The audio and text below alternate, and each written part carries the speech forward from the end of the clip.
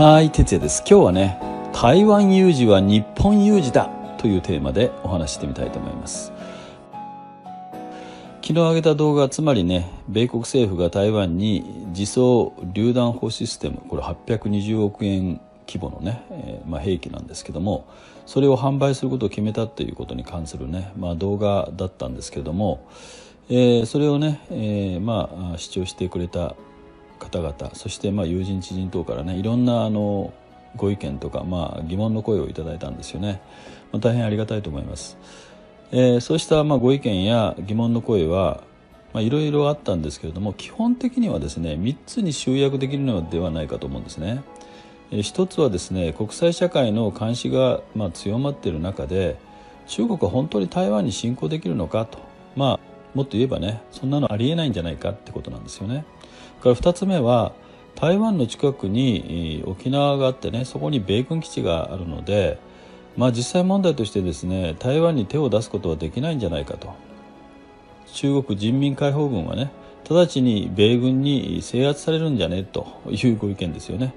それから3つ目としてですね、台湾に侵攻してもそれはあくまでも中国と台湾の問題であって、日本はね、直接関係ないのではないかということですよね。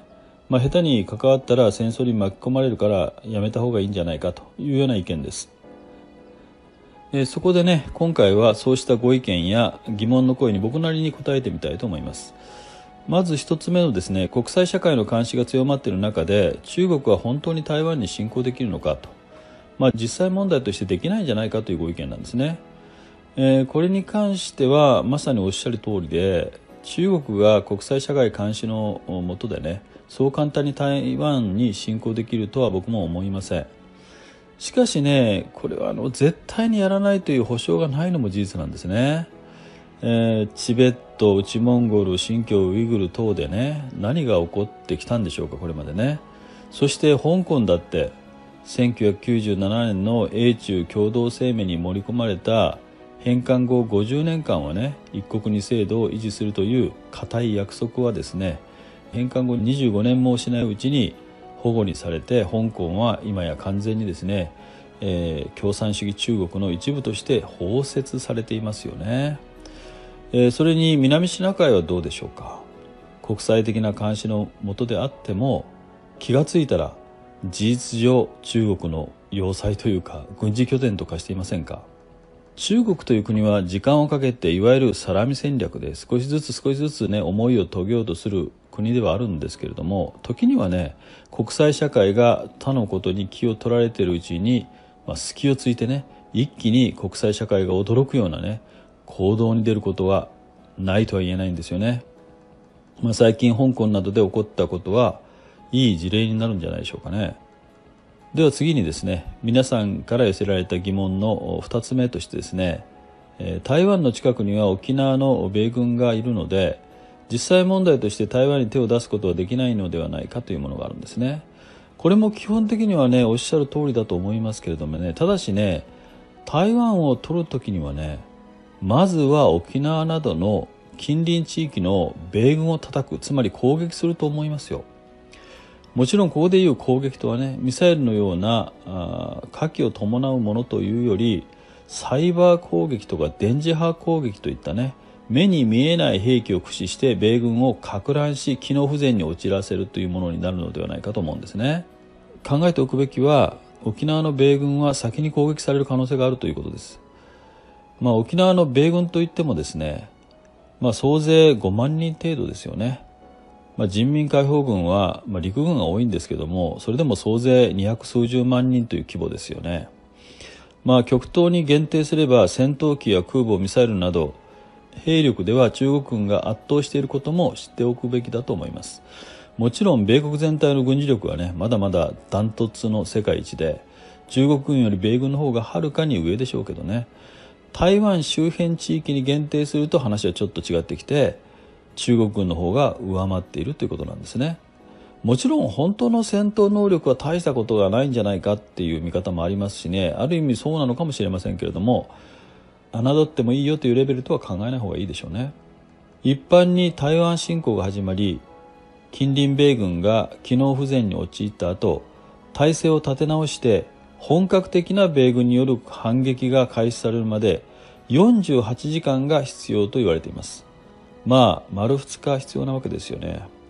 それまで台湾が中国軍の猛攻に耐えられるかどうかってことですよね。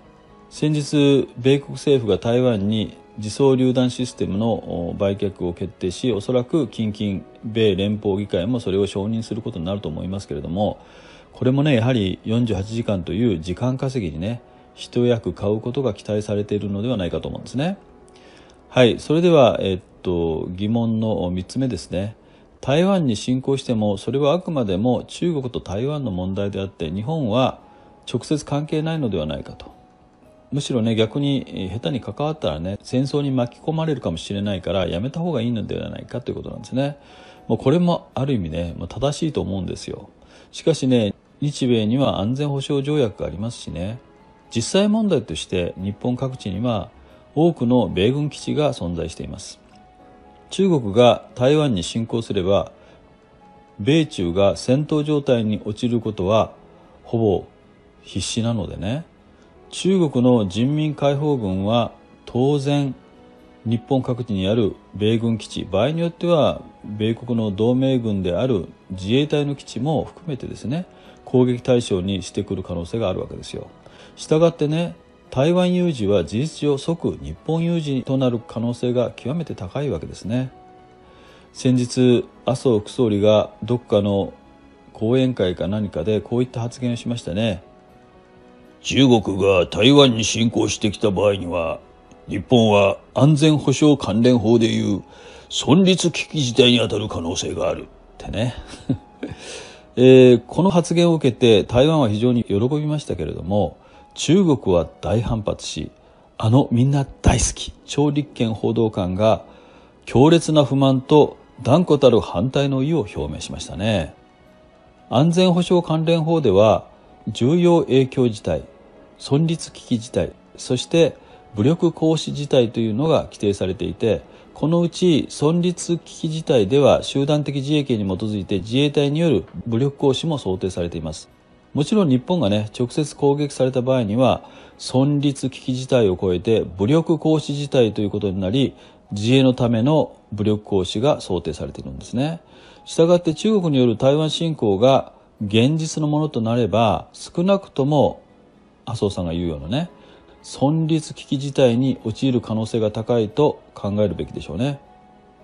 また中国側は台湾と同様尖閣諸島は台湾、つまり中国の一部だと認識していますから、台湾侵攻は尖閣侵攻を伴うことになりそうなので、その場合には武力行使自体も十分ありえますよね。つまり繰り返しになりますけれども、台湾有事は日本有事だということは覚悟しておくべきだということです。以上ね、昨日の動画に関して寄せられた、3つの疑問についてね、自分なりの考えをお話ししましたが、いかがだったでしょうか。何はともあれね、中国共産党は台湾を喉から手が出るほど欲しがっています。その理由は少なくとも主に次の3つがあると思うんですね。一つは対米戦略上重要な太平洋に抜ける航路を確保できる。二つ目は台湾の TSMC などの世界有数の電子的なハイテク産業を手に入れることができる。これによってね、ファーウェイなどの国内先端産業の復興、ひいてはね中国の GDP の米国超えが果たせる。そうなると軍事力でも米軍を圧倒できるということですよね。それから3つ目が習近平主席が毛沢東超えを果たし終身国家主席になれるということですね。この3つの理由があってですね、台湾を絶対に欲しいと思っているはずなんですね。あとね、台湾玉山、旧新高山ですね。新高山登れの新高山ですよ。標高がね3997メートルで、富士山が3776メートルでしたよね。ですからそれよりもかなり高いね山があるわけですよ。でそこにですね巨大なレーダー基地を設置すれば東アジアの大部分を監視対象にできるということも言われたりしてますけれどもね。いずれにしてもね、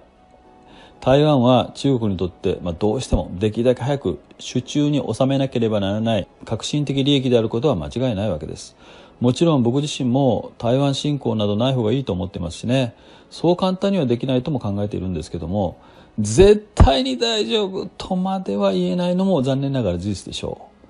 う。今日本国民の多くはオリンピックと新型コロナ問題に釘付けになっている感がありますけれども、台湾という日本にとって極めて重要な国、基本的には親日国ね、その台湾に迫り来る危機についてもね、私たちは決して対岸の火事としてではなく、まさに自分自身の問題として当事者意識を強く持っておかなければならないのではないでしょうか。あなたはどうお考えでしょうか。ではまた。 Good luck。 目覚めよ日本人。今回のようなお話に興味のある方はぜひチャンネル登録をよろしくお願いします。